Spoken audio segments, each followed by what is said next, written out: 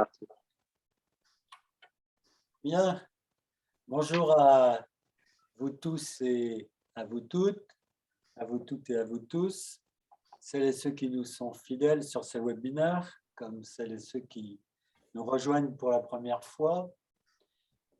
Donc, ce webinaire inaugure toute une série de webinaires qui vont nous emmener jusqu'au congrès avec nombre d'intervenants du congrès, jusqu'au congrès de la Baule qui aura lieu du 15 au 18 juin 2022 sur le thème « Sidération, effondrement, renaissance, de la résilience à la croissance post-traumatique ».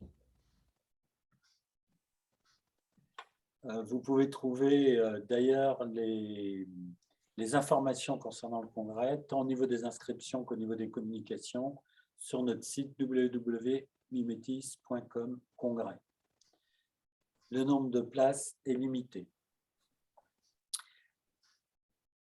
Donc, pour inaugurer ce premier webinaire, j'ai le plaisir d'accueillir ce soir pour nous parler du thème « Quand le thérapeute que je suis rencontre le patient qui est en moi, agir sa propre vulnérabilité au service du lien thérapeutique », Vera Likash, qui est psychologue en libéral et psychothérapeute, formatrice à l'espace du possible. D'ailleurs, nous pouvons remarquer que la petite affiche derrière elle, et qui intervient au DU d'hypnose de Lille, si ma mémoire est bonne. Oui. Voilà. Et Stéphane Roy, psychologue et psychothérapeute, installé en libéral à Bourges, et qui est aussi vice-formateur et co-gérant de l'Institut Mimetis avec moi-même.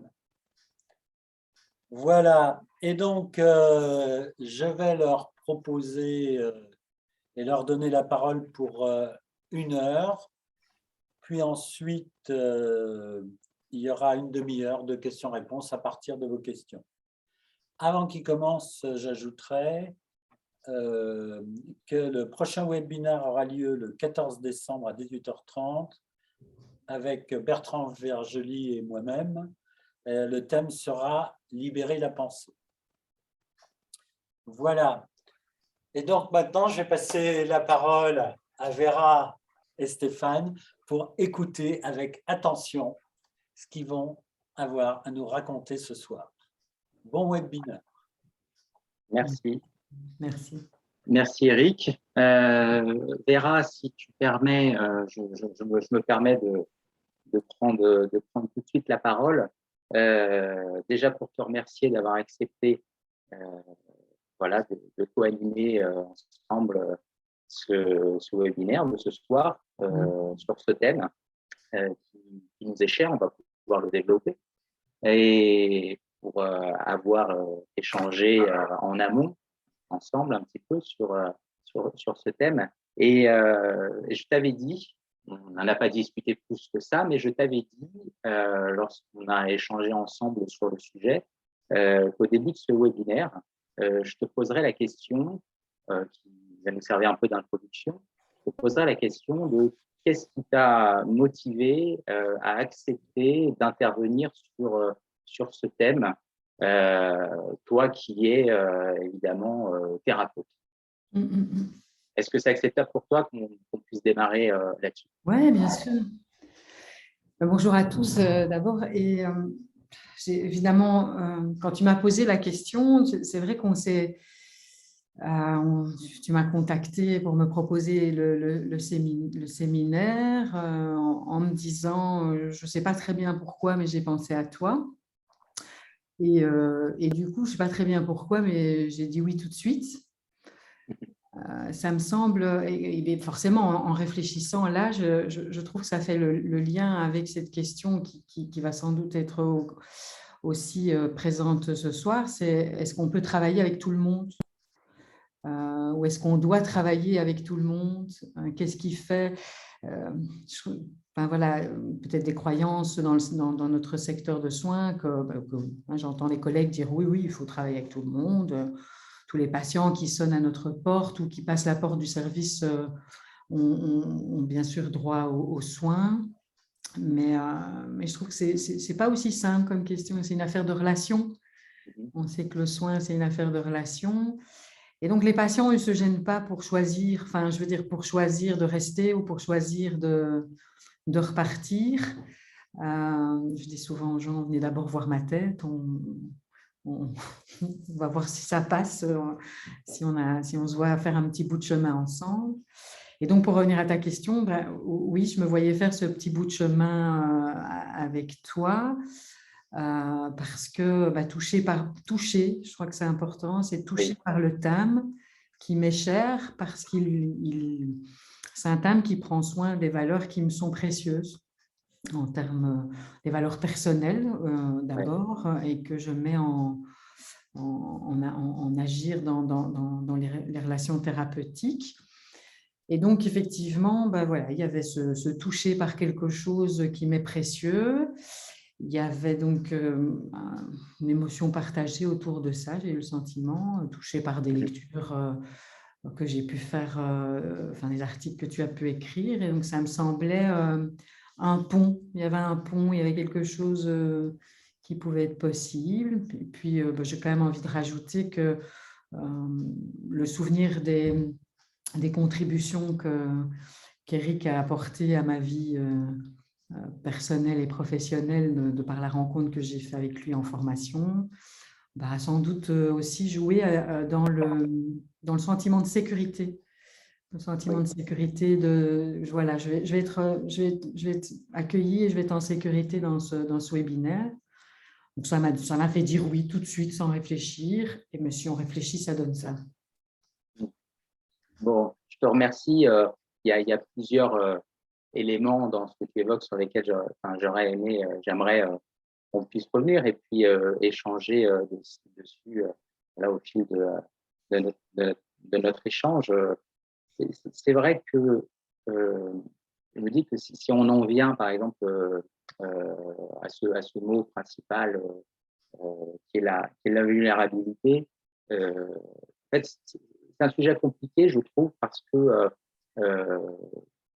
il y a une connotation, en tout cas a priori, une connotation plutôt négative, ce terme-là qui est utilisé. Et ce qu'on observe, c'est qu'il y a une connotation qui est d'autant plus négative, en particulier dans notre milieu. En réfléchissant justement au webinaire de ce soir, je regardais il n'y a pas très très longtemps, là, je suis tombé sur une étude assez récente de 2020 et qui s'intéressait justement à parcours de vie des thérapeutes. Et dans cette étude portant sur les parcours de vie des thérapeutes, évidemment, certains évoquaient des événements de vie difficiles et à quel point ça a pu les marquer sur le plan personnel. Et paradoxalement, cette étude disait à la fois, lorsqu'un thérapeute, non pas que je suis en train de dire que c'est une obligation, mais lorsqu'un thérapeute a fait le chemin et est capable de pouvoir partager ce qu'il a vécu de difficile, et peut-être même d'encore un peu difficile encore aujourd'hui lorsqu'il l'évoque à son patient, eh bien, paradoxalement, à la fois, c'est perçu comme je dirais, quelque chose qui va renforcer la relation au dire du patient et au dire de ses thérapeutes, et en même temps, la représentation, je dirais, sociale concernant nos métiers, notre métier de thérapeute, la représentation reste vraiment péjorative dans le sens où un thérapeute doit encore être un thérapeute, ce qu'on appelle un peu le mythe du thérapeute tranquille, c'est-à-dire celui qui est capable de tout supporter, de tout accepter, sans jamais devoir le partager avec son patient. Et c'est pour ça que je viens à ça, ça me fait penser à ça par rapport à ce que tu disais tout à l'heure, Vera, et si on peut rebondir justement sur à quel point peut-être cette question de la vulnérabilité y compris chez le thérapeute, à quel point elle permet finalement, contre peut-être toute attente, mais sur le terrain, nous, les thérapeutes le savent, euh, l'observent, à quel point cette vulnérabilité n'est pas une faiblesse ou une fragilité, mais plutôt transformée en quelque chose qui va être une force au service de la relation. Est-ce que tu partages ce point de vue-là?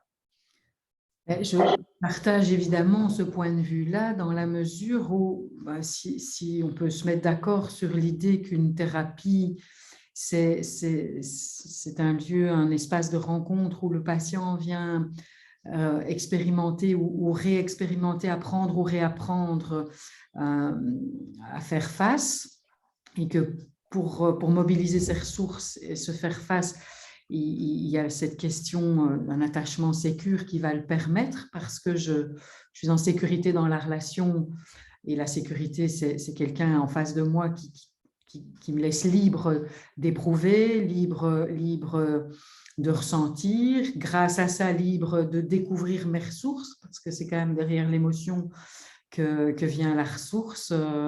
Et quand on bloque cette émotion, on n'a jamais l'occasion de découvrir, d'aller jusqu'à la découverte de la ressource. Donc, l'attachement sécure qui vient dire c'est OK pour moi, hein, très bien, super, si c'est bon pour toi, c'est bon pour notre relation, qui va aussi protéger cette relation. Donc, ils viennent faire cette expérience de l'émotion, cette expérience de la résilience. Et comment pourrait-il le faire dans une relation qui ne serait pas égalitaire sur ce plan-là, en tout cas? Bien sûr qu'il y a des expertises partagées, il y a le patient qui est expert de sa vie, et puis il y a nous avec notre expertise sur l'outil, les outils qu'on va utiliser.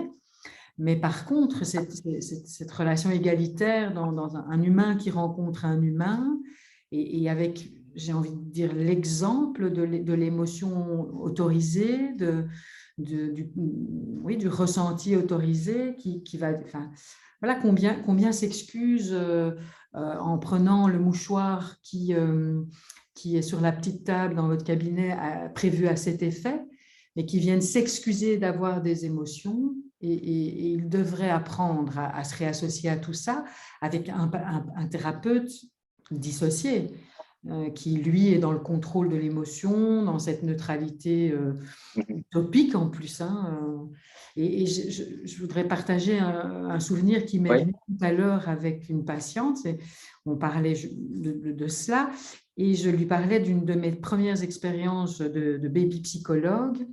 Je travaillais à l'époque en gériatrie, et voilà, le décès d'un patient est survenu, comme souvent dans le secteur, évidemment. Et un autre des patients de l'institution demandait à aller aux funérailles, et on m'a proposé d'accompagner. Donc j'accompagnais, j'allais aux funérailles avec comme but premier d'accompagner le patient. Et je me souviens bien de cette première expérience où j'étais pleine de croyances, je dois, il faut être forte, je dois surtout rester impassible, c'est pas moi ici l'important, etc. Et donc, les funérailles étaient tristes comme c'est prévu de l'être, et par ailleurs tristes pour moi parce que je perdais quelqu'un. Je perdais quelqu'un, un patient auquel je m'étais attachée. Et puis, ça résonnait aussi avec, bien sûr, mes propres pertes dans ma vie privée. Mais je me suis interdit ce jour-là de verser la moindre larme au nom de « je suis la thérapeute, je ne peux pas », on m'a dit que je ne pouvais pas, j'étais encore bien toute jeune à l'époque. Et quand j'ai revu le patient après, dans le cadre de la thérapie, on a reparlé de ses funérailles, il m'a dit c'était quand même fort triste. Oui, c'était fort triste. Il dit parfois j'ai eu vraiment très envie de pleurer. Et je lui ai dit, je lui demande à ce moment-là, tiens, et pourquoi vous ne l'avez pas fait? Je vous regardais comme vous n'aviez pas l'air triste, j'ai pas osé. Oui. Et enfin, je veux dire, c'est une de mes premières expériences les plus formatrices en termes comme je dis, on reçoit quelques belles claques dans ses débuts. Celle-là a claqué fort, et elle a permis que je commence à réfléchir à ça, justement. L'expérience que tu que tu partages m'en amène une autre, un peu sur un autre registre, mais aussi une histoire avec un patient. Il y a de ça, bon, ça remonte, c'était une de mes premières expériences, je crois, en tant que thérapeute. Il y a une bonne dizaine d'années, facile, où j'ai été peut-être une des premières fois confronté justement à ma propre vulnérabilité, ne sachant pas quoi en faire et comment la mettre au service de notre travail. C'est un patient donc un homme qui est arrivé en consultation me voir, un tas de difficultés qu'il pouvait avoir, anxiété, des problèmes de couple, voilà, c'était assez multiple. Et il se présente de manière assez narcissique, voilà, en me disant, vous savez, je suis moi-même un petit peu thérapeute. Et, et donc, il m'explique un petit peu comment il s'y prend et ce qu'il arrive à faire et auprès des gens qui veulent bien solliciter son aide. Et je me souviens comment ça a réagi chez moi en me disant, je suis face à quelqu'un à la fois qui a un âge plus avancé que le mien. Il me déroule tout un tas de savoir-faire, de compétences et il me dit lui-même qu'il est thérapeute. Et évidemment, à cette époque, la seule chose que j'ai su faire, c'est me sentant si impuissant face à quelqu'un face à qui je me sentais assez fragile pour pouvoir l'aider. Je me disais, qu'est-ce que je vais moi pouvoir lui apporter de plus qu'il ne connaît déjà. J'ai joué à être le thérapeute. J'aime bien cette expression que j'utilise beaucoup maintenant parce que j'ai joué à être thérapeute. Et à être thérapeute, dans ma représentation, c'était être un thérapeute qui a toutes les compétences, toutes les forces en son pouvoir, tout son savoir-faire. Et évidemment, il s'est passé ce qu'il devait se passer, c'est que ce patient euh, euh, m'a montré à quel point j'étais totalement impuissant en cherchant à exprimer ma toute-puissance, certes de manière bien intentionnée de ma part, mais sauf complètement à côté de la plaque, et que en retour, la seule résonance qu'il pouvait y avoir chez lui, c'est tout simplement, eh bien voilà, je suis encore face à quelqu'un qui est dans l'incapacité, puisque c'est ce qu'il a pu m'exprimer plus tard, qui est dans l'incapacité juste de pouvoir enlever sa cuirasse et juste de dire là, je suis en difficulté dans ce qu'il est en train de se passer, dans ce que vous pouvez me dire, voilà ce qui se passe chez moi. Évidemment, je parle au passé parce qu'aujourd'hui, les choses seraient différentes, et bien évidemment. Et je crois que c'est une des premières expériences où à quel point j'ai pu me sentir aussi fragile et répondre à un sentiment d'incompétence par de la toute-puissance, qui fait que n'a fait que renforcer et nous a amené à être finalement la séparation. Et ça n'a pas fonctionné parce que je n'ai pas su comment l'utiliser. Je voulais réévoquer ce cas qui m'a ça faisait longtemps que je n'y avais pas pensé en fait. Mais c'est exactement ce qui se passait, c'est-à-dire comment accepter en tant que thérapeute. Alors je dis accepter, je dis que je crois que c'est un apprentissage aussi. Hein, c'est pas d'accepter comme ça de but en blanc, c'est un apprentissage, c'est un vrai processus de se rapprocher de sa propre vulnérabilité, qu'elle soit liée à des événements passés ou ce qui peut s'activer chez nous en séance, hein, évidemment, et comment apprendre à l'utiliser dans le sens de trianguler avec. Et ça, c'est une question que je me pose et que je nous pose. Qu'est-ce qui fait que encore aujourd'hui, à quel point c'est si difficile pour les thérapeutes? Tu es formatrice, tu as de l'expérience de formatrice, j'en ai aussi.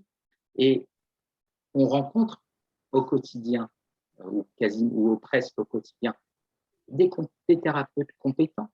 Il n'y a pas de doute, aucun doute là-dessus, qui ont du savoir-faire. Et pourtant, qui sont en difficulté lorsqu'il s'agit d'utiliser, de partager justement ce qui pourrait les mettre en difficulté Et je vois bien qu'il y a encore un long chemin à faire dans ce domaine-là. Et j'imagine que c'est ton expérience aussi, que tu dois le rencontrer assez régulièrement. Mais oui, je disais tout à l'heure, les contributions d'Éric à ma vie personnelle et professionnelle, c'est parce que je crois, enfin en tout cas dans mes souvenirs, c'est la première fois que j'entendais qu'un thérapeute me parlait de tu peux revenir à ton confort. Mm. Enfin, aussi surprenant que soit le fait que j'ai trouvé ça surprenant, c'était terriblement surprenant à l'époque pour moi de dire comment ça, mon confort. Et rien que dans cette question-là, dans les formations, parfois je dis, vous êtes confortablement installé là avant de commencer un exercice d'hypnose ou de mouvement alternatif, parce que là, si tu restes dans cette position, tu vas avoir mal à l'épaule à un moment donné. Oui, mais le patient s'est mis comme ça, alors je vais me mettre comme ça, comme si, ben voilà, priorité au confort du patient. Et quelque chose comme ça qui est de l'ordre dans le mythe d'aide. Aider, c'est quoi? Enfin, finalement, et quand on interroge les soignants de tous bords, ben, il y a des choses qui viennent de type être aimé, être apprécié, enfin, exister dans la relation, qui est liée bien sûr à nos apprentissages du passé. Mais donc, où il y a cette croyance très forte, renforcée par ce qu'on nous raconte à l'école. Hein. Tous les soignants me disent, mais ça, c'est pas ce qu'on nous a dit. Hein. C'est Oui. pas ce qu'on nous a dit, qu'on avait droit donc finalement à la première chose, confort, le confort mobilisé, tout, c'est-à-dire se mettre dans une faire en sorte qu'on soit disponible à l'autre. Donc, si je dis j'ai faim, j'ai soif, j'ai pas été faire pipi entre deux consultations, ça a l'air basique, mais je ne serai pas totalement disponible. J'ai plutôt pensé à ma vessie ou à mon estomac, si je suis mal assis, etc. Et ce confort qui va lui permettre alors l'authenticité et le courage relationnel. Mais on ne nous a pas dit ça à l'école. Et on ne nous l'a probablement pas dit. Tu parlais, je rebondis sur l'étude que tu Ouais. évoquais. Dans nos expériences d'attachement qui nous ont, hein, et on ne va pas se cacher, qui nous ont menés à faire ce choix de métier, soigner pour, alors les gens me disent guérir, réparer, solutionner, et on sait bien ce qui nous a souvent poussé à ça. Et donc on a nos expériences d'attachement la plupart du temps non sécures ou un peu friables, bancales, je ne sais pas quel adjectif il faut donner, dans lesquels on n'a pas appris qu'on avait le droit à ça, que l'émotion c'était permis, que la liberté Oui. dans la relation c'était OK. Je crois que ça part à la fois de ce qui nous a poussé très émotionnellement et inconsciemment vers ce choix de métier, et puis renforcé par l'enseignement plutôt classique où on demande aux soignants d'être un expert en position haute, renforçant évidemment dissociation et résistance, mais de part et d'autre. Hein. Souvent, on aime dire que le patient résiste, mais je pense que alors, quand on se met à dire ça, on peut se dire qu'on est sans doute deux à le faire au même moment. Mais je pense que ça vient des croyances sur la posture de soignant, des croyances qui sont effectivement les mêmes que celles qui poussent chacun d'entre nous à se dissocier, c'est-à-dire l'émotion va être dangereuse. C'est ça qui pousse vers la psychopathologie. C'est l'émotion va être dangereuse, alors on se lance dans des tentatives de solutions et des symptômes en tout genre pour ne pas la vivre, pensant dans un premier temps que c'est écologique, économique, ça va coûter cher parce qu'il va falloir le répéter encore et encore. Et nos expériences du passé, hein, nos problèmes d'aujourd'hui sont le résultat de nos apprentissages d'hier. Donc, si dans mon hier, on ne m'a pas permis la liberté dans la relation, l'émotion, le ressentir, bah, je répète ce que je connais ou ce que je ne connais pas, appuyé par des enseignants qui m'ont dit Effectivement. que c'était la bonne façon de Ouais. faire. Ouais. Disons qu'on a appris, hein, enfin, je ne veux pas généraliser en tout cas, mais je crois qu'on a une expérience partagée. On a appris, pour utiliser un terme voilà, qui est celui-là, c'est-à-dire qu'on a appris que, on parle dans la relation de contre-transfert, hein, si on fait référence à l'approche analytique, on a appris que le contre-transfert, par définition, il devait être liquidé, c'est-à-dire et que ça ne pouvait être que néfaste à la relation. Alors que l'expérience, on peut citer d'autres thérapeutes de l'époque, des gens comme Ferenczi ou Adler, etc., on avait bien observé sur le terrain, on a remarqué que bien au contraire, en fait, tisser un lien sécure qui s'appuie sur une relation de confiance, vous pouvez vous appuyer sur moi, vous pouvez et leur attendre à faire l'expérience de pouvoir s'appuyer sur quelqu'un, une manière de s'engager, on y va ensemble, de pouvoir partager des expériences voilà, qui ne sont peut-être pas communes, mais en tout cas qui sont identiques en certains points et qui vont amener à raisonner.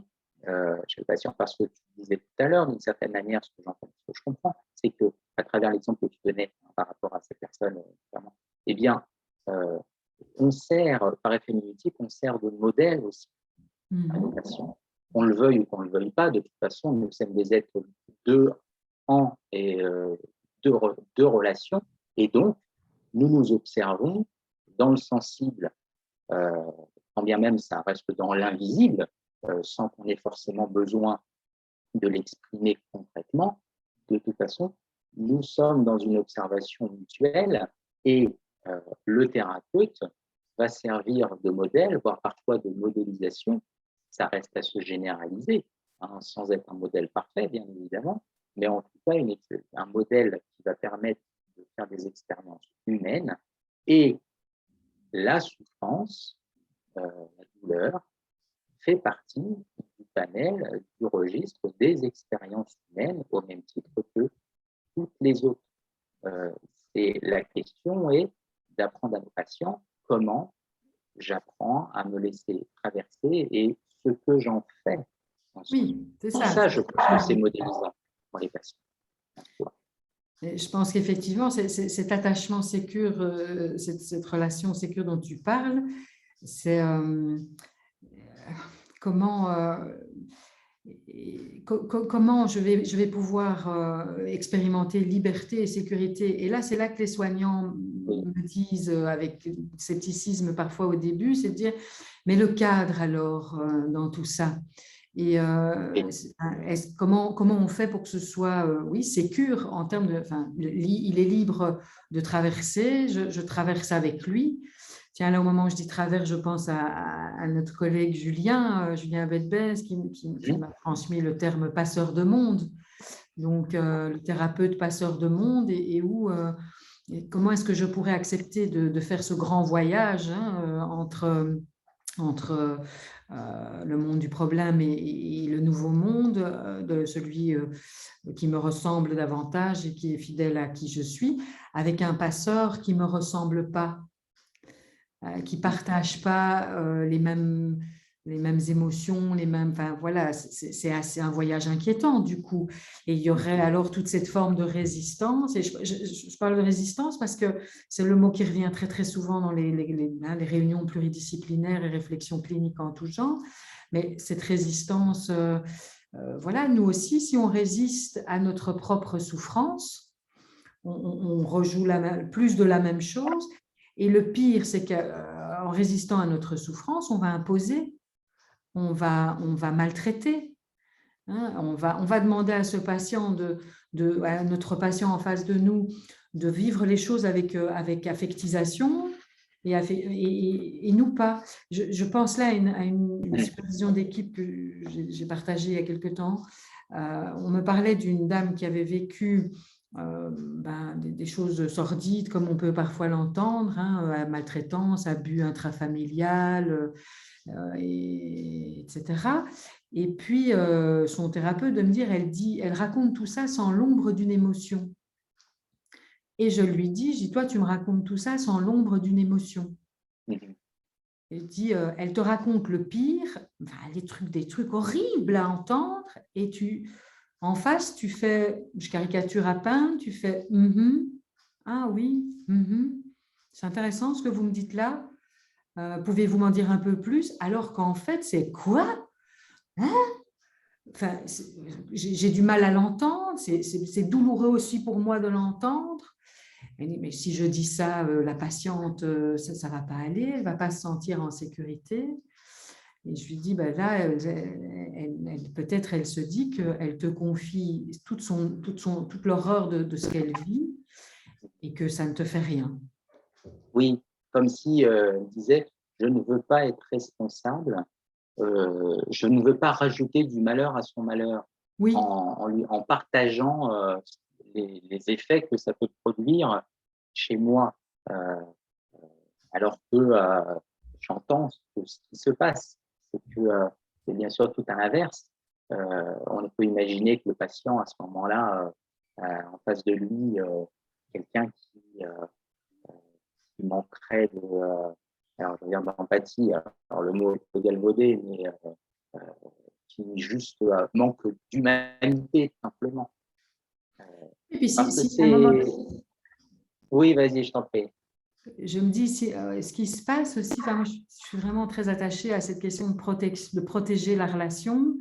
Ce qui se passe, c'est que si je ne fais rien de la souffrance que je ressens au moment où j'entends et où je vis avec ça, avec le patient, eh bien, je veux que cette souffrance s'arrête au plus vite. Et pour que cette souffrance s'arrête au plus vite, c'est là que je vais me mettre à vouloir des choses pour l'autre.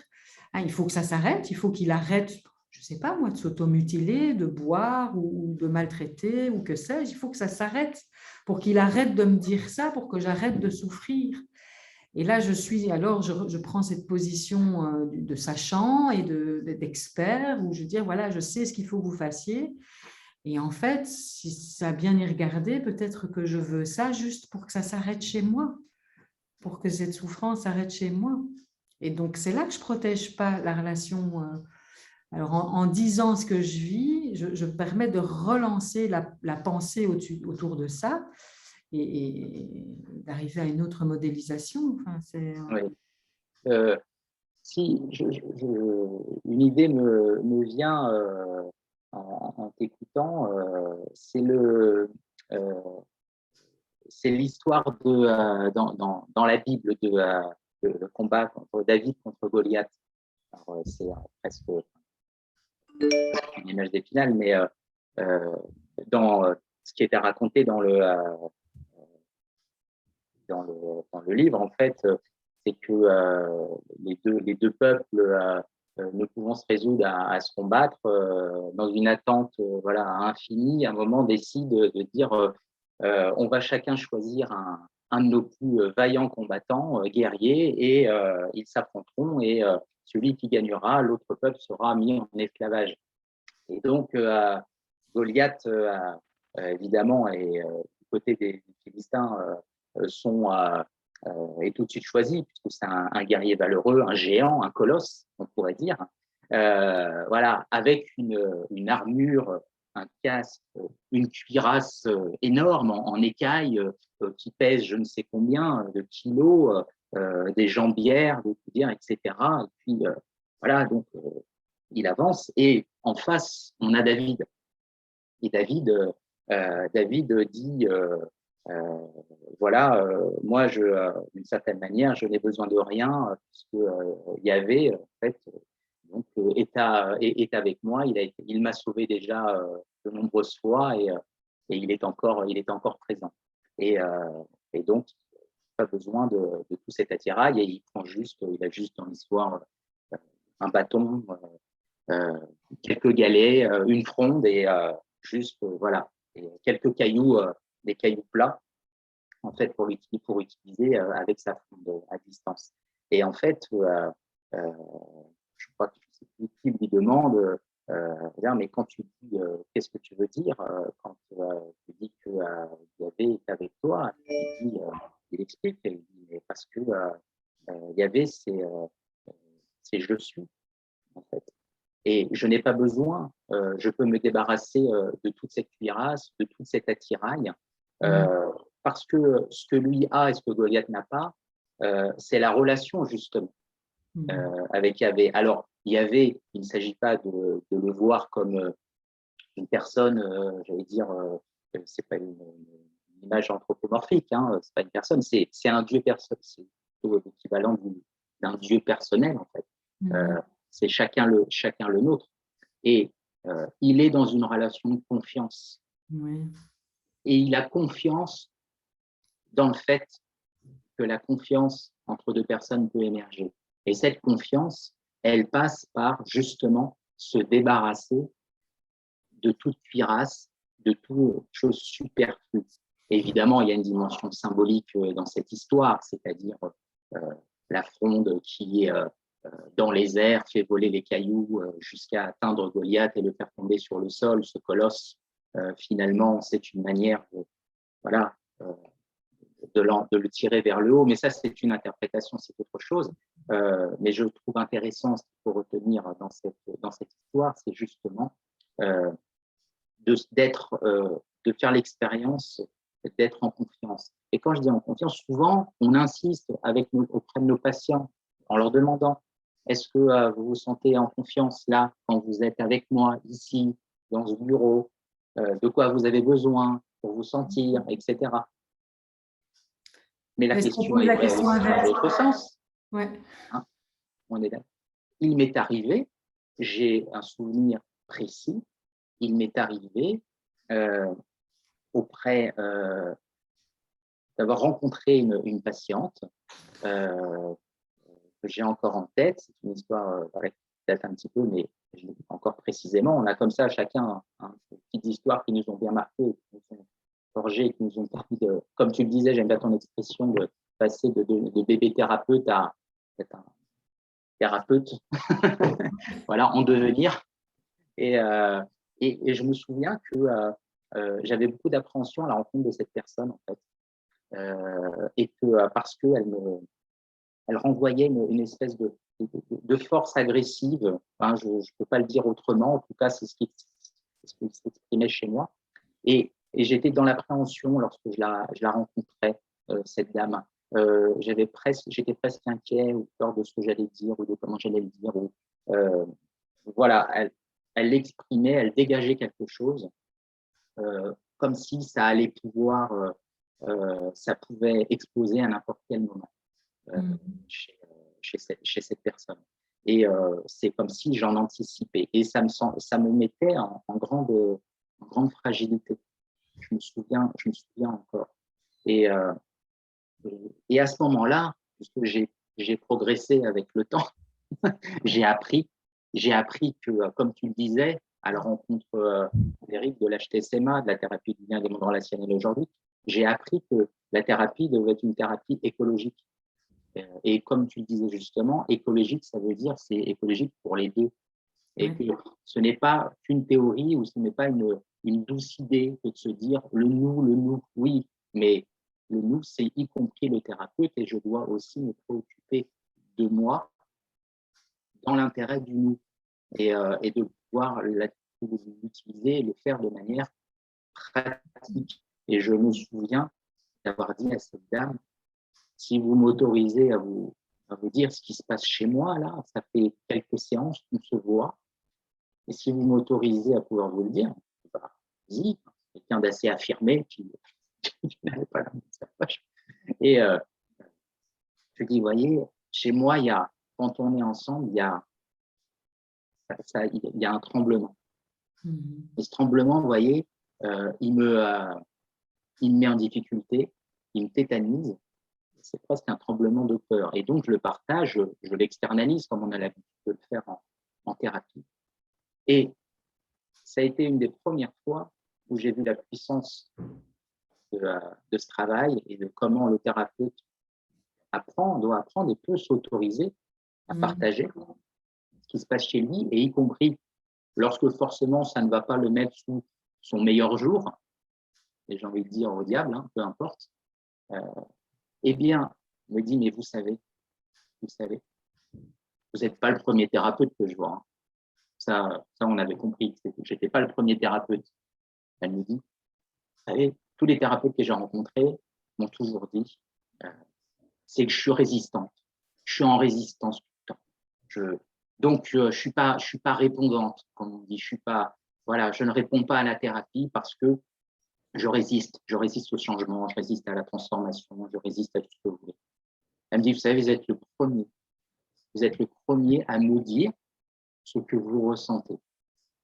Et donc, on a pu partir, enfin, on a trouvé un point de rencontre à ce moment-là avec cette patiente.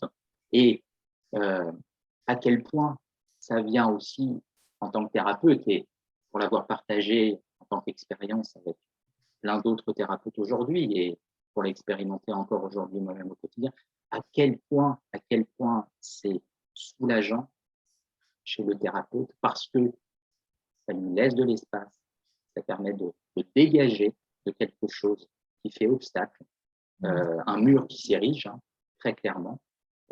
Et c'est d'autant plus le cas lorsqu'on a affaire à des problématiques je dirais complexes, hein, traumatiques, tu l'évoquais tout à l'heure, où il s'agit ce mur, si on n'en tient pas compte, et ce mur, comment je peux continuer à l'ériger et à monter les briques les unes après les autres et à nous éloigner l'un de l'autre, patient-thérapeute. Oui, on va s'éloigner jusqu'à abandonner, hein. C'est forcément avec un tremblement comme tu décris. À un moment donné, on va oublier le rendez-vous, ou on va pas rappeler tout de suite si elle annule, etc. Enfin, c'est des fuites en arrière qu'on connaît bien. Mais ça me parle évidemment, parce que là, j'ai une situation qui m'est venue Oui, en vas-y. parallèle, où voyant le nom d'une patiente à l'agenda le matin en regardant, tiens, quel est mon planning de la journée, j'ai vraiment eu un oh non, pas elle, un nœud qui commence à serrer très fort au niveau du ventre. Et à ce moment-là, un petit diable qui est apparu sur mon épaule, me disant tu peux annuler, hein. Tu es ton propre patron, tu invoques un empêchement de dernière minute, enfin voilà, tu peux annuler. Et puis finalement, en discutant avec moi-même, de me dire si tu annules, c'est par peur, ça n'a rien de thérapeutique, ça ne permettra ni à elle ni à toi d'apprendre quoi que ce soit. Parce que ça pourrait être thérapeutique, hein, on fait des choses farfelues en thérapie brève. Si c'est pour apprendre quelque chose de nouveau, on pourrait exprès annuler un rendez-vous de manière stratégique. Mais ici, non, ça n'est pas du tout une stratégie, c'est pour éviter ta propre peur. Donc, nous voilà à l'heure du rendez-vous. La patiente s'assied et veut immédiatement entamer la description de la situation où elle se trouve à ce moment-là. Et je dis, écoutez, avant de poursuivre, il faut vraiment que je vous dise quelque chose. Ce matin, en voyant et je m'excuse, mais enfin, voilà, je préfère être honnête. En voyant votre nom à l'agenda, j'ai eu très envie d'inventer un gros bobard et d'annuler notre rendez-vous. Puis, il y a un blanc comme ça, elle est surprise. Et elle me dirait un peu à sa manière ce que ta patiente te disait à toi. Elle me dit, vous êtes spécial, vous. En termes de ça, on ne l'avait pas encore fait. Et puis, elle regarde quelques instants ses pieds, puis elle relève son regard, qu'elle plante droit dans le mien en disant mais moi aussi, j'ai eu très envie d'annuler notre rendez-vous. Et je trouvais que ce moment, là où j'étais jusque-là, voilà, si elle avait disparu de mon agenda, j'aurais trouvé ça chouette, soulageant. Eh bien, là, c'est un autre soulagement qui est apparu, ce calme qui est apparu dans mon corps et qui est venu me dire on y est, ça y est. C'est un mot qu'on utilise tout le temps, mais est-ce qu'on est tout le temps bien au clair avec la question, l'alliance? Oui. Là, maintenant, et je lui ai dit en riant, mais ce rire calme, c'est-à-dire, on a déjà ça en commun. Et puis, au moins, on est d'accord sur quelque chose. Et puis, on a évidemment discuté de ce qu'elle ressentait, de ce que je ressentais. Je vais la faire courte pour pas m'étendre là-dessus, mais finalement, on ressentait on était tombés toutes les deux sur je ne suis pas à la hauteur. Elle dit je ne vais pas y arriver, et moi en face, je ne vais pas y arriver. Et donc, ça nous a permis non seulement de vraiment être dans ce partage émotionnel, et en plus de redéfinir un objectif beaucoup plus humble et réalisable pour elle comme pour moi. Donc, ça a été, et à partir de là, ça a vraiment commencé. Mais il fallait, encore une fois, ce courage relationnel et ta métaphore de Goliath, là, j'ai le mot croire qui est apparu pendant que tu parlais, avoir cette foi en l'autre, l'autre qui est capable de recevoir ça, qui est capable de faire face et qui a toujours des ressources, souvent cette croyance du soignant qui est oui, dans soulager, apaiser. Hein, je dis souvent en rigolant en formation, les gens savent, c'est mes expressions, je dis hey, c'est pas une thalassothérapie, hein. C'est une psychothérapie. Donc, c'est un chirurgien qui a peur du sang, c'est emmerdant. Donc, à un moment donné, toi, tu as peur de l'émotion, on va avoir un petit problème. Mais l'autre, fais-lui confiance. Donc, on n'est pas là pour faire doudou, apaiser, mettre un peu de pommade sur la blessure. On est là pour faire face, pour apprendre à faire face. Et quoi de mieux que ces expériences relationnelles, justement, pouvoir dire à l'autre, apprendre à dire à l'autre, prendre appui sur l'autre, dire non, dire oui, dans ce laboratoire sécure qu'est la relation thérapeutique. Ici, on peut apprendre tout ça en sécurité. Et donc, la seule chose que j'avais envie de rajouter aussi, c'est par rapport à cette notion, une fois que je crois en la capacité de l'autre à vivre ça, et ça ne va pas le tuer, et c'est justement, il va permettre d'apprendre quelque chose. Et moi aussi, au passage, hein, enfin, puisque je dis souvent que c'est très injuste, c'est eux qui nous payent, mais en fait, on a tous les deux grandi pendant la rencontre. Mais c'est là que quand les soignants me disent, et le cadre dans tout ça, pourquoi, enfin, est-ce qu'on peut se permettre de dire ce qu'on ressent, ce que ça évoque de notre histoire? Et j'ai le cadre, c'est pas des murs ou un horaire, le cadre, c'est se poser cette petite question juste avant de parler. Est-ce que ce que je m'apprête à dire est au service de la relation thérapeutique? Est-ce que je vais permettre à cette relation de rester vivante ou est-ce qu'elle est en train de se dessécher dans la dissociation, l'abandon, la maltraitance? Et deuxième aspect de la question, c'est est-ce que ce que je m'apprête à faire ou à dire va permettre à l'autre d'apprendre quelque chose de nouveau? Parce que si je suis toujours dans le même, il n'y a pas d'expérimentation et donc on ne fait jamais dérailler la pathologie. Alors que là, en lui disant « j'ai eu très envie d'annuler », on apprend, c'est tout nouveau pour elle. Cette authenticité, c'était tout nouveau. Oui, c'est ça. Parce que sinon, ça laisserait sous-entendre, je crois que c'est un peu ça, ça laisserait sous-entendre que la souffrance, la vulnérabilité est du côté du patient uniquement, et que ça n'existe pas du côté du thérapeute.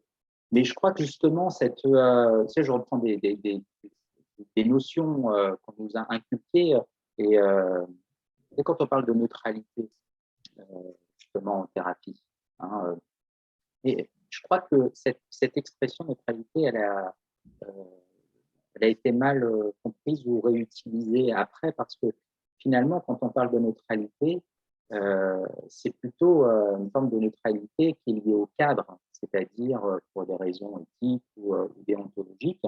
Mais à l'intérieur de cette neutralité, il s'agit de s'autoriser à pouvoir partager et exprimer. Après, partager, exprimer, je crois qu'il n'y a pas de doute là-dessus. Après, c'est une question aussi, je dirais, de timing.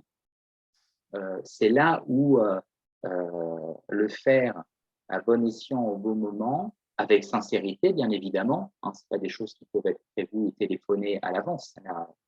C'est un non-sens, par définition, bien évidemment. Vous voyez, c'est comme quand on entend parfois utiliser des métaphores, on dit tiens, aujourd'hui, je vais voir tel patient, je vais utiliser telle métaphore. C'est la même chose, c'est-à-dire que les choses viennent, elles se construisent en cours de route, il y a un processus qui veut ça. Et c'est la même chose, on ne peut pas anticiper ce par quoi on va être touché et que l'on va partager, bien évidemment, avec notre patient. On est bien D'accord. Donc, Oui, cette, j'aime bien ton mot de processus.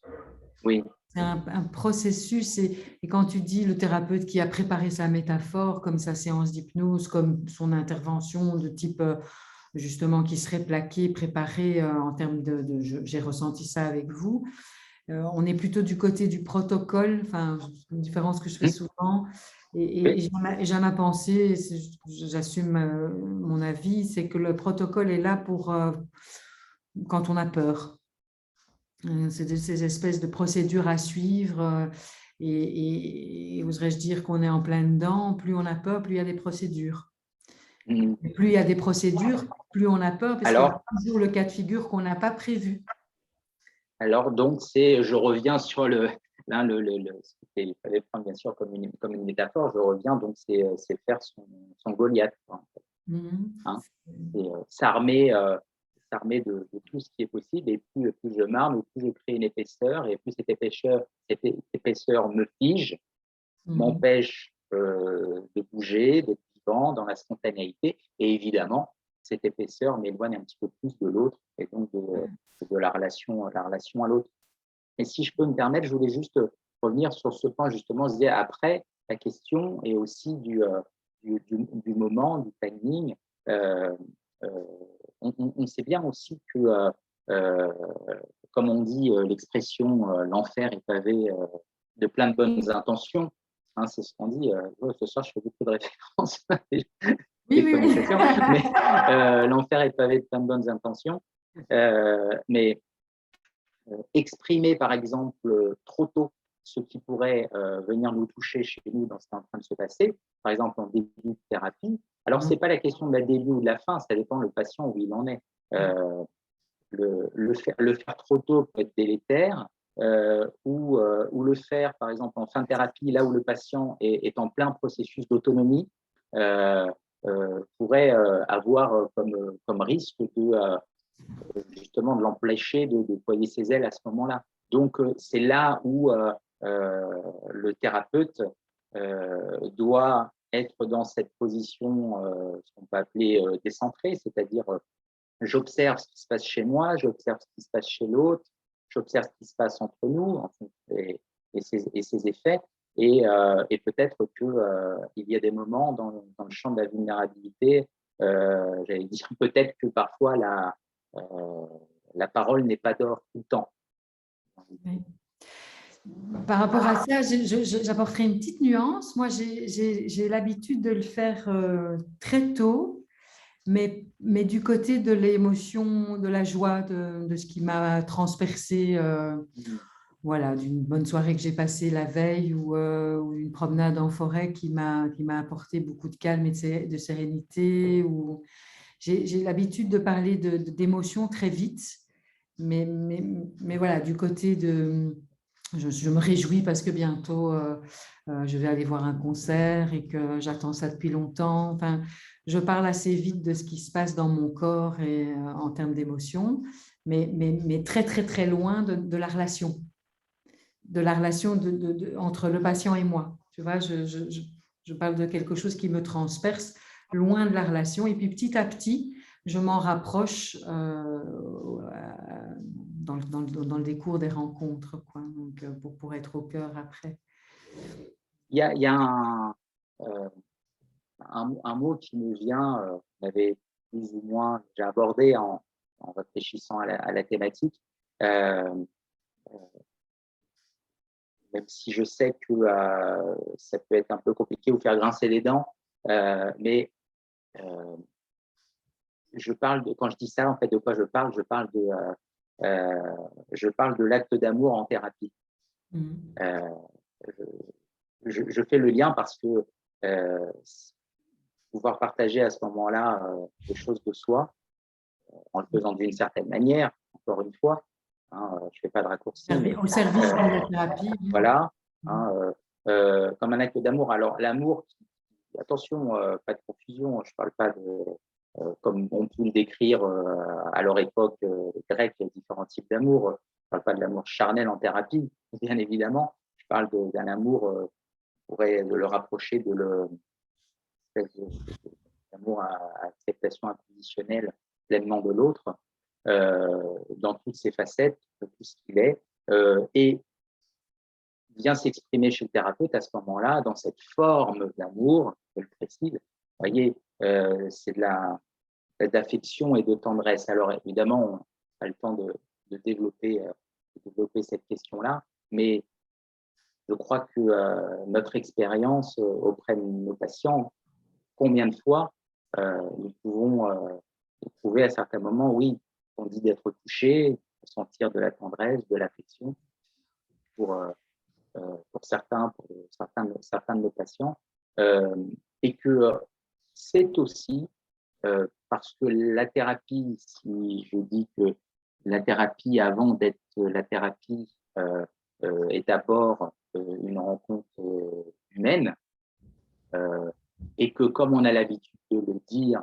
en thérapie, et ce qu'on développe auprès de nos stagiaires, c'est-à-dire la relation humaine est première et elle nous construit, elle nous constitue, elle nous structure, et c'est la relation humaine qui va avoir des vertus thérapeutiques. Et dans cette relation humaine, à côté de notre propre vulnérabilité, va s'y associer aussi de la tendresse et de l'affection, comme je le disais tout à l'heure.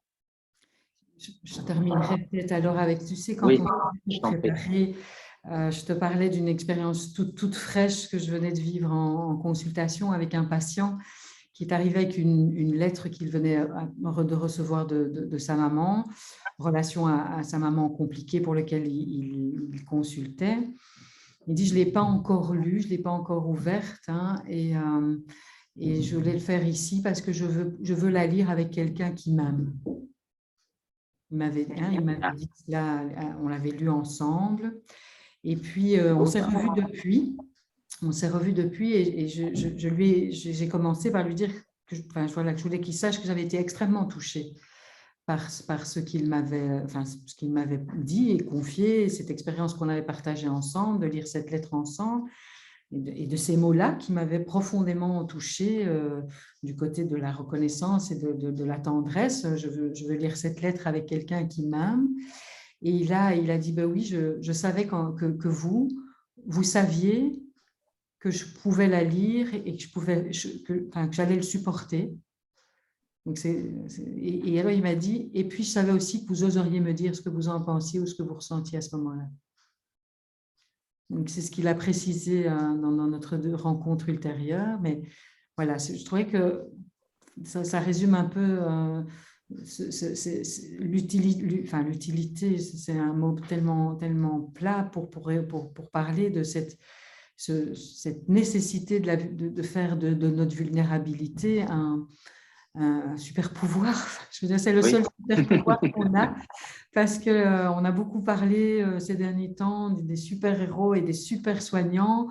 Et combien de fois je suis intervenue dans le cadre, je travaille beaucoup, je travaille en gériatrie, donc dans la pandémie, etc. Et donc de dire, on n'a pas justement, on n'est pas des super-héros, parce que le super-héros, il a une cape, il a des yeux laser, il peut traverser l'incendie, il sait très bien qu'il ressortira sans aucune brûlure. Il peut tomber du 22e étage, il va se relever tout de suite, il n'aura pas un seul os cassé. Et donc, perso, je trouve qu'il n'a aucun mérite, le super-héros. Tandis que nous, on a mal, nous, on souffre. Mais voilà, mais on a peut-être ce super pouvoir-là, c'est que si on le partage avec l'autre, ça va faire lien, et c'est bien le lien qui fait résilience. Chacun ses références, David et Goliath. Moi, j'ai Harry Potter lors de son combat contre Voldemort dans le dernier épisode. Le dernier, oui. Là. Qui prend cette pierre de résurrection et en fait, grâce à ça, il y a tout son monde relationnel qui apparaît. Et parce que ce monde relationnel apparaît, il peut faire face au pire. Il peut faire face au pire. Donc, exactement. Bien. Est-ce que c'est un bon moment de prendre la parole et de telle sorte que maintenant nous puissions interagir avec les questions, à quelques questions. Ça vous convient? Oui, bien sûr. Plaisir. Oui.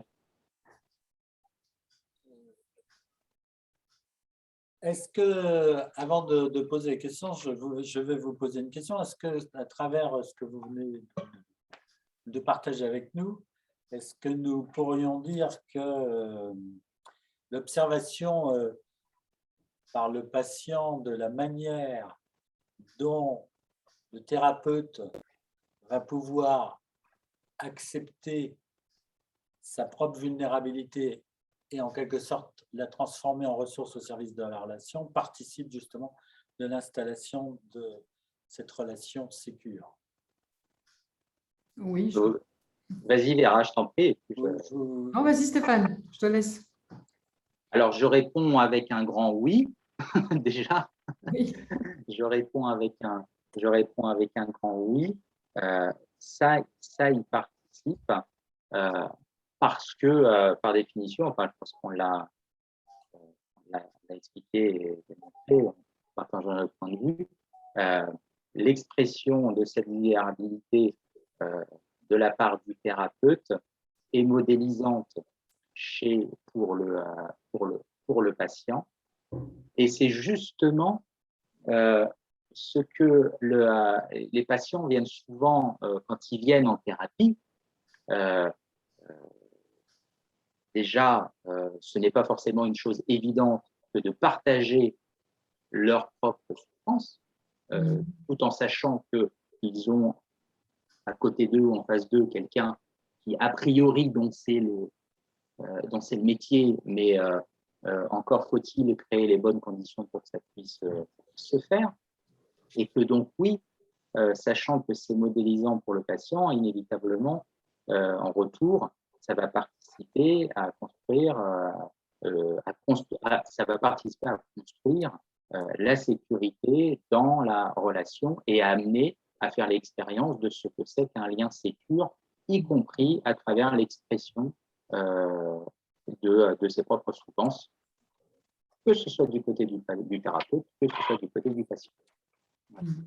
Donc, oui, complètement. Moi, je rajouterais que bien sûr que ça participe et sans doute de manière majoritaire, associé à la conviction qu'a ce thérapeute dans la capacité du patient à recevoir ça. Ouais. Et puis, cette conviction qu'on a j'entends dans les réticences des collègues ou des soignants qu'on rencontre, c'est en effet, on ne va pas en rajouter, on va pas faire, il ne va pas supporter. Et donc, on l'emmène toujours dans le même, alors qu'en osant agir notre vulnérabilité, on l'emmène dans le différent et dans le nouveau. Et donc, cette conviction qu'il va apprendre, qu'il peut apprendre. C'est les Français, mes amis français, parce que c'est vrai que je viens de Belgique, et mes amis français qui m'ont appris la différence entre le mot savoir et le mot pouvoir.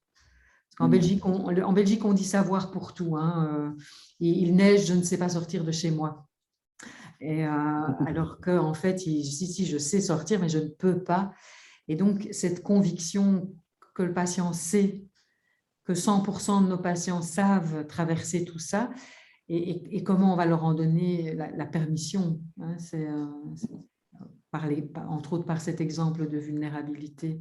C'est-à-dire qu'ils voient alors ce thérapeute qu'ils imaginaient comme un super-héros se dire, en fait, c'est un mec ou une nana ordinaire qui a su traverser les difficultés ou qui sait les traverser. Donc, si elle sait le faire, je sais le faire aussi. Bien. Je vais vous proposer une question de Yasmina. Dans le cadre d'accompagnement au trauma complexe, il est dit qu'il faut un accordage fort.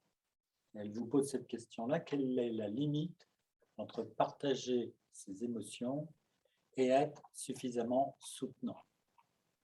Oui. Tu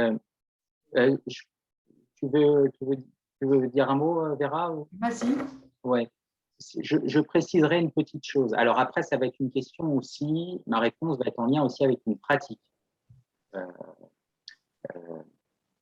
Nous, alors je dis nous, parce que nous sommes plusieurs, il y a peut-être une chose que je n'ai pas suffisamment précisée, c'est-à-dire que on utilisait parfois à plusieurs reprises la question du mot émotion.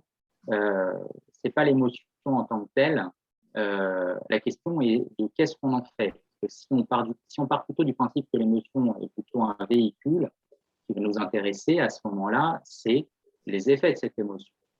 Donc, si dans le cas de trauma complexe en particulier, il s'agit effectivement qu'il y ait un lien qui se consolide et qui soit fort pour pouvoir travailler, qui fait partie, hein, je le rappelle au passage, qui fait intégralement partie du travail avec les patients qui souffrent de trauma complexe. Hein, ce n'est pas juste accessoire et on s'occupera du reste.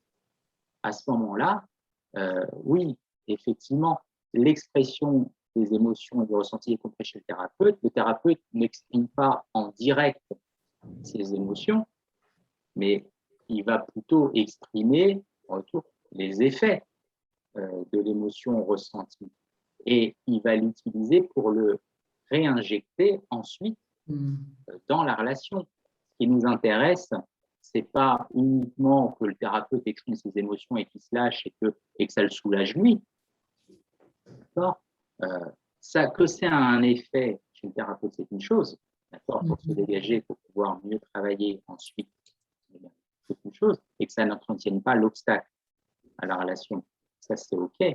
Mais ce qui va nous intéresser, c'est comment le thérapeute va, alors dans le cadre de la thérapie que nous pratiquons, la thérapie du lien et des mondes relationnels, le thérapeute va apprendre à externaliser les effets perçus chez lui à ce moment-là, les effets de résonance notamment, et comment il va l'externaliser pour pouvoir ensuite le réutiliser, le réinjecter, le refaire de nouveau circuler.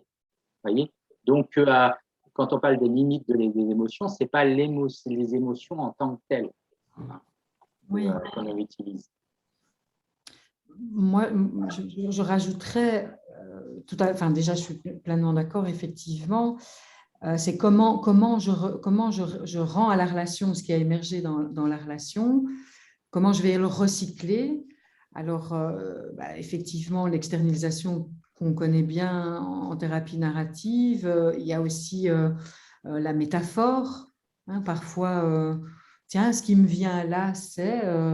mais ça parle effectivement de l'émotion et des effets qui sont là. Parfois aussi, je le recycle en question sur ce que l'autre peut entendre ou vivre. Mais sinon, pour ce qui est de la sécurité nécessaire, surtout quand on parle effectivement du travail du trauma, c'est effectivement toujours, quand je disais tout à l'heure, avant de parler, avant d'agir, hein, j'observe ce qui se passe dans la consultation, je ressens quelque chose. Et puis, je pense, c'est ce petit moment qui va me permettre de me poser cette question, ce que je m'apprête à dire ou à faire est-il au service d'un apprentissage? Et quand on parle d'apprentissage, je reprends cette progressivité qui nous est chère, c'est le patient est venu apprendre quelque chose, donc il part de quelque chose de connu, de familier, vers quelque chose qu'il va découvrir, donc du connu à ce qu'il y a à découvrir. Et donc, comment je vais rendre mon émotion et ses effets dans la relation va dépendre de où en est mon patient dans ce process d'apprentissage sur l'émotion, sur l'autonomie, sur la liberté, sur l'espace qu'il peut visiter dans une relation. Donc, est-ce qu'il peut déjà expérimenter ça? Enfin, ce sont des métaphores toutes simples souvent, mais est-ce qu'on peut déjà enlever les petits trous du vélo? Parce qu'on est OK, on sait bien qu'on est venu apprendre à rouler en vélo, mais est-ce qu'on peut déjà enlever les petits trous ou est-ce que c'est trop tôt, il n'a pas encore l'équilibre? Et donc, ça aussi, ça va dépendre, ça va participer, il y a la vulnérabilité et puis effectivement, là où on me dit souvent, et le cadre, Vera, je dis toujours position ferme sur le cadre. Ça, la position, elle est ferme, c'est ça qui va apprendre la sécurité et permettre de travailler trauma et autres joyeuseté du genre en toute sécurité. Est-ce que ce que je m'apprête à dire ou faire est déjà accessible pour mon patient? Si pas, comment je le recycle autrement, en question, en métaphore, en externalisation. Enfin, bon, ça va évidemment évoluer au fur et à mesure du processus thérapeutique. Je crois que ce qui serait, je dis rapidement, je pense que ce qui pourrait être problématique, c'est si ce qui est exprimé est fait de façon duelle. C'est-à-dire, quand vous me dites ça, voilà, et moi je ressens ça et je vous le renvoie. C'est-à-dire de rester sur un jeu, c'est-à-dire un jeu de ping-pong entre et tu et je, et que ça ne circule pas, donc ça ne triangule pas. Ça serait, je pense que ça serait la limite, justement la limite et qui entretiendrait l'obstacle. Ouais. C'est plutôt de se dire qu'est-ce que ça dit de nous, Mm-hmm. Sortir de qu'est-ce que ça dit de toi ou de moi, mais qu'est-ce que ça dit de nous, de ce qui se passe entre nous et de ce qu'on a envie d'en faire. Ouais. Alors, je vais vous proposer une autre question qui a aussi été posée par Yasmina. Elle dit, vous avez évoqué la dissociation maltraitante. Est-ce que vous pouvez développer en quelques mots qu'est-ce que vous entendez par dissociation maltraitante? Je vais te laisser répondre. Ouais. Oui, c'est une façon de l'exprimer. Je pense que c'est sorti de ma bouche tout à l'heure. Le thérapeute qui est traversé par une émotion douloureuse ou désagréable, qui va se dissocier et qui pour que ça s'arrête, hein, puisque s'il refuse de traverser pour s'ajuster à ça dans la relation, ben, va avoir soit l'envie, avoir des envies justement pour l'autre, il faut qu'il arrête de boire, il faut qu'il arrête de dire ça, il faut qu'il arrête d'arriver en retard, combien de fois dois-je lui dire d'arriver en retard?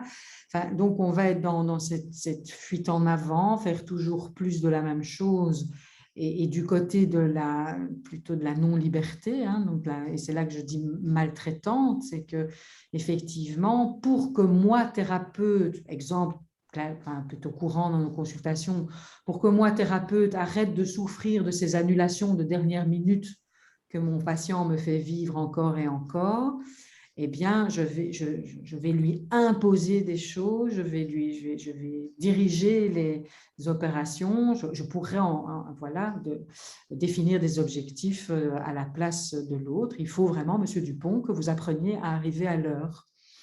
Hein, et puis, et si vous ne respectez pas le traitement, ben, c'est plus la peine de venir me voir. Je caricature évidemment, mais maltraitante dans la mesure où effectivement,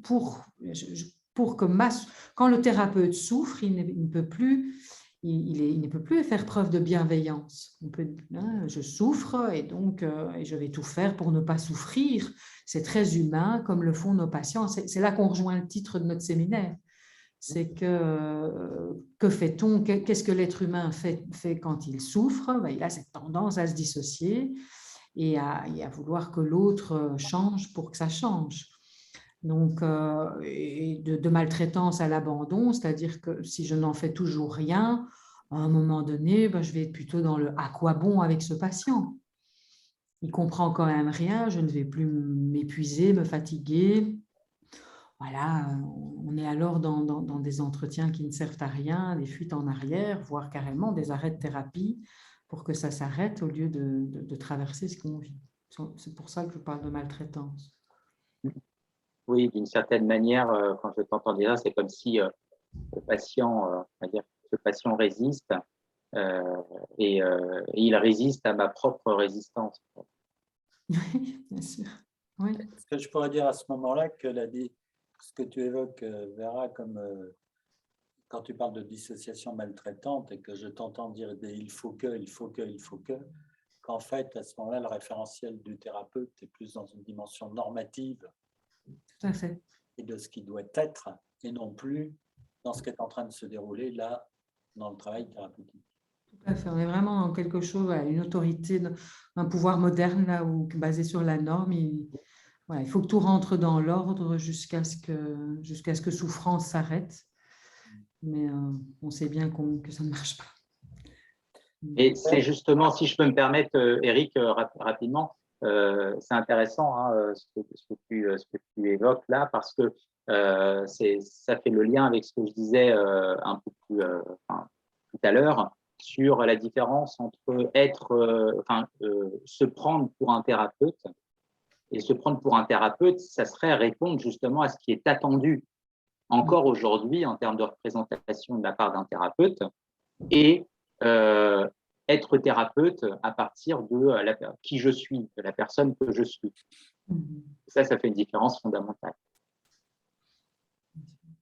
Et il y a une confusion entre effectivement cette posture humble et égalitaire dans la relation, et encore une fois, cette expertise de l'outil que nous avons et qui est indispensable lorsqu'on s'apprête, par exemple, à faire des mouvements alternatifs. On a cette position ferme, ou en hypnose, ou en thérapie stratégique, qu'importe. Là, je suis garant de l'outil qui va permettre l'expérience sécure aussi. C'est les lignes blanches, c'est le code de la route, le cadre qui va permettre l'expérience sécure. Mais le reste, c'est une relation. Et donc, je dis souvent aux stagiaires en formation, pour moi, on est quand même plus payé pour réfléchir avant et après notre reconsultation que pour réfléchir pendant. Quand je mets les gens en exercice, souvent je leur dis, bon, un patient qui fait ce qu'il veut et un thérapeute qui fait ce qu'il peut. Donc, mais si on se met à réfléchir à des il faut, je dois, on se dissocie et on n'est plus avec l'autre. Justement, ce que j'aimerais, Vera, plusieurs fois, tu as utilisé le terme de faire face. Est-ce que tu pourrais nous dire ce que tu entends? Qu'est-ce que tu mets dans ce terme de faire face? Faire face, pour moi, c'est quand l'événement nous tombe dessus, c'est accepter. Alors évidemment, les gens sont souvent très... non, c'est inacceptable ce qui m'arrive. Et de faire la différence entre accepter, ça ne veut pas dire être d'accord avec ce qui m'arrive, c'est accepter de traverser l'émotion qui vient me parler de l'événement. On accepte, quand on vit l'émotion que je vis, elle vient me parler de l'événement. Il vient me dire ce qui me manque, il vient me dire ce qui est en danger, ça vient me parler de ce qui est bafoué. Donc, se faire face, c'est oser traverser et l'émotion qui va me permettre de me réajuster et de mettre un terme à l'événement.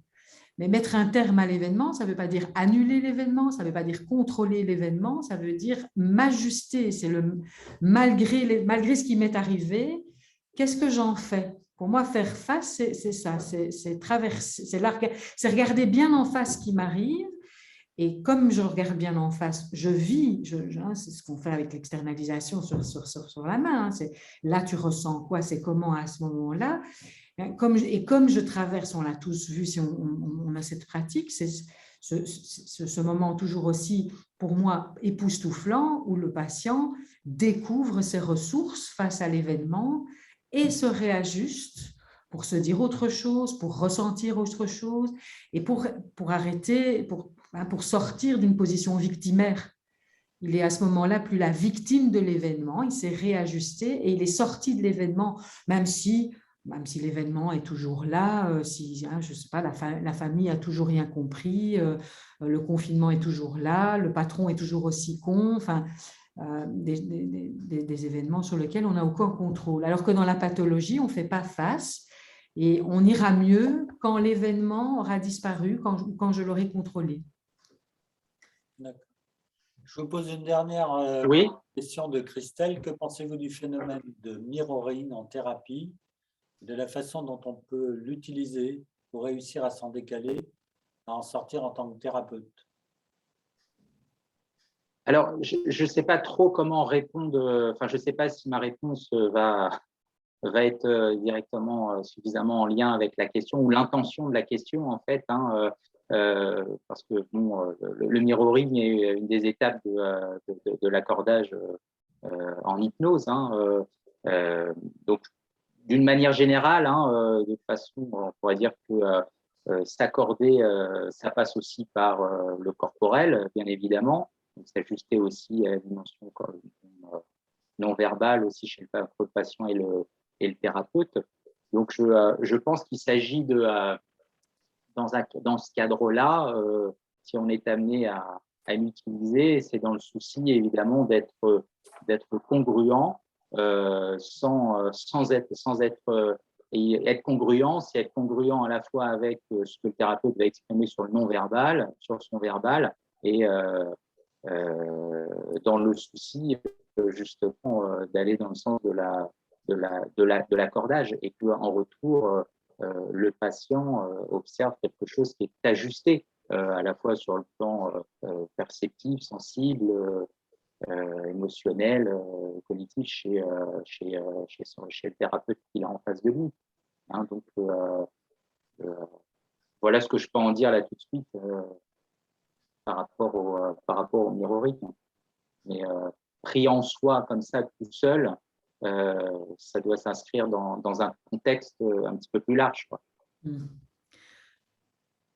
Oui, je crois que un mot qui me vient là et qui me revient là, parce que je l'ai déjà prononcé aujourd'hui, c'est le mot authenticité. Je crois que… Et le confort, enfin, ces deux mots, si ce n'est pas confortable et authentique, c'est fake. Enfin, et donc, on rejoue le jeu de la pathologie, quelque chose là où les patients nous disent souvent, quand ils parlent de leurs symptômes, de leur comportement dans la pathologie, ils nous disent ça souvent, ça ne me ressemble pas. C'est pas moi ça, je ne me reconnais plus. Et donc, il ne faudrait pas jouer un rôle en tant que thérapeute au nom d'un outil. L'outil se met au service de la relation, mais c'est d'abord soi. On est d'abord soi. Sinon, on ferait ce qui est attendu de nous. Là, je dois faire du pacing, là, je dois faire du mirroring, là, je dois faire… Mais si ce n'est pas confortable ou authentique, c'est authentique, c'est pas ou, c'est et, d'abord confortable. Et en plus, alors, c'est pas moi qui suis là. Je pense à une participante en formation qui me disait moi je ne le sens pas du tout, l'injonction paradoxale, ça ne me ressemble pas du tout. Je dis alors, le fais pas. Bon, donc nous allons arriver à la fin de notre webinaire. Je vous propose de faire une petite phrase de conclusion rapide, de telle sorte qu'après je puisse clore cette belle séance Très bien. d'1h30. Eh ben, allez Vera, je te laisse la parole. Moi, j'ai envie de vous parler du plaisir que j'ai ressenti quand tu m'as contacté, du plaisir que j'ai ressenti encore ce soir en étant parmi vous, de tous les, enfin, des ancrages positifs quand j'entends la voix d'Éric qui reviennent, et puis aussi parlait de tremblement tout à l'heure, mais des petites vibrations quand même juste avant de me connecter. Ne sachant pas très bien, mon premier webinaire avec vous, voilà, ce que je vais dire je vais le dire et puis on verra bien, mais quand même cette petite vibration qui est venue parler de ma peur d'être peut-être à côté de la question ou pas tout à fait dedans, mais quand je mets main gauche, mes vibrations, et main droite, ce plaisir, c'est quand même le plaisir qui l'emporte. Stéphane? Merci. Oui, merci Vera pour ta sincérité. Et je dirais que, enfin, moi, cette thématique, c'est un sujet qui j'allais dire qui me préoccupe, mais dans le sens qui occupe mon esprit très très fréquemment, en m'autorisant à partager plus simplement avec mes patients cette vulnérabilité. j'ai pu voir à quel point, en fait, ça n'a fait que ça ne participe qu'à renforcer le lien avec eux. Et donc, évidemment, permettre d'avoir un contact encore un peu plus sensible, j'allais dire, auprès de nos patients. Et puis, je vois à quel point ça m'enrichit aussi en tant que personne, tout simplement. Voilà. Bien. Donc, je vais vous proposer pour finir, ou en tout cas vous dire que les messages de témoignage, de merci pour votre authenticité et vos échanges qui, en semble-t-il, ont touché beaucoup de Merci. nos Merci, ouais. auditeurs, n'est-ce pas? Et puis, je vous dis à bientôt. Et avant de nous séparer, je vous rappelle donc le prochain webinaire le 14 décembre à 18h30, qui sera avec Bertrand Vergely, philosophe, et moi-même sur le thème Libérer la pensée. Et puis, je vous rappelle évidemment le congrès à la Baule, Sidération, Effondrement, Renaissance de la résilience à la croissance post-traumatique, qui aura lieu du 15 au 18 juin 2022 et dans lequel participera Vera et évidemment Stéphane et moi. Je vous encourage d'ailleurs à faire de l'information sur le congrès, hein, car un congrès, ça se réussit à partir du moment où il y a à la fois la participation des intervenants et la participation des congressistes. Voilà, bonne soirée à vous tous et à vous toutes, et à bientôt. Merci, en tout cas. Merci beaucoup. Au revoir. Au revoir. Merci à tous.